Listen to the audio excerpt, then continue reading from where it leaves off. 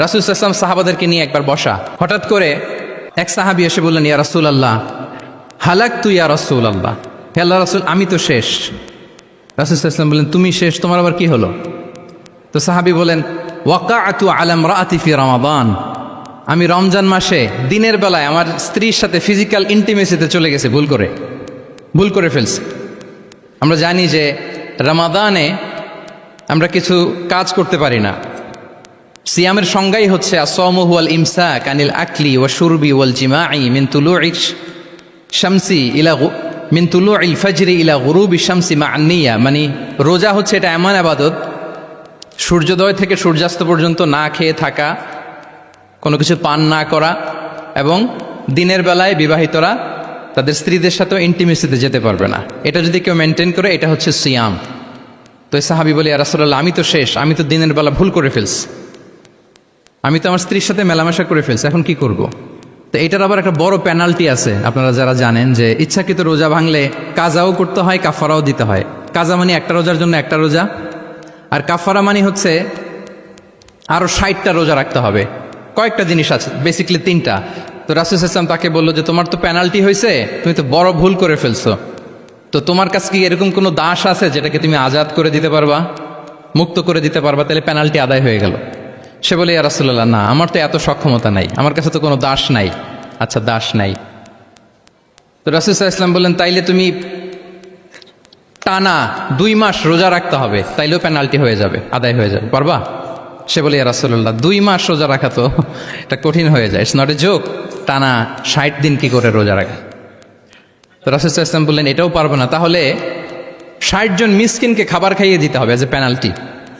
এটা বড় অন্যায় করে ফেলছো, 60 জন মিসকিনকে খাবার খাওয়াবে, এটা পারবা? সে বলে, ইয়া রাসূলুল্লাহ এটাও পারবো না। তাহলে কয়টা অপশন দিয়েছিলেন রাসূল সাল্লাল্লাহু আলাইহি ওয়াসাল্লাম? আওয়াজ করে বলেন তো কয়টা? একটাও উনি পারবে না। দাসও আজাদ করতে পারবে না, 2 মাস রোজাও রাখতে পারবে না, 60 জনকে খাওয়াতেও পারবে না। তো রাসূল সাল্লাল্লাহু আলাইহি ওয়াসাল্লাম বললেন, কিছুই যখন পারবে না, কি আর করা, যাও একটু অপেক্ষা করো, দেখি কি করা যায় তোমাকে নিয়ে। তো রাসূল সাল্লাল্লাহু আলাইহি ওয়াসাল্লাম অন্যান্যদের প্রশ্নের উত্তর দিচ্ছিলেন, সময় যাচ্ছে, হঠাৎ করে রাসূল সাল্লাল্লাহু আলাইহি ওয়াসাল্লামের দরবারে 1 ঝুড়ি সাদাকার খেজুর আসলো, 1 ঝুড়ি। তো সাদাকার 1 ঝুড়ি খেজুর দেখে রাসূল সাল্লাল্লাহু আলাইহি ওয়াসাল্লাম বললেন, ওই ব্যক্তিকে ডাকো যার কিছু নাই, কিছুই করতে পারবে না। ডেকে আনা হলো। রাসূল সাল্লাল্লাহু আলাইহি ওয়াসাল্লাম বললেন, যাও, তুমি তো কিছুই করতে পারবে না, এই 1 ঝুড়ি চ্যারিটির খেজুর, সাদাকার খেজুর তুমি গরিবদের মাঝে বিতরণ করে দাও, তাসাদ্দাক বিহা, এটা বিতরণ করে দাও, তাইলে আশা করি আল্লাহ তোমাকে মাফ করবে। তো এই সাহাবী বলে, ইয়া রাসূলুল্লাহ আলা আফকারা মিন্না ইয়া রাসূলুল্লাহ, আমার চেয়েও গরিব কাউকে খুঁজে বের করে দান করতে হবে? তো রাসূল সাল্লাল্লাহু আলাইহি ওয়াসাল্লাম বললেন, হ্যাঁ, গরিবকেই তো দিতে হবে। তো উনি বললেন যে, রাসূলুল্লাহ পুরো মদিনার তল্লাটে আমার চাইতে গরিব কেউ আর নাই,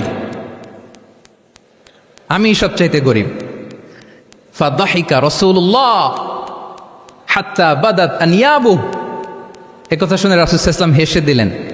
এত হেসে দিলেন যে রাসূল সাল্লাল্লাহু আলাইহি ওয়াসাল্লাম এই পাশের চোয়ালের দাঁত দেখা গেল। এত বেশি হাসেন না উনি, নিজেকে ধরে রাখতে পারলেন না, হাসি আটকে রাখতে পারলেন না। ফাদাহিকা রাসূলুল্লাহ, হেসে দিলেন। হাত্তা বাদাত আনিয়াবু, ওনার দাঁতের এপাশ ওপাশ দেখা গেল।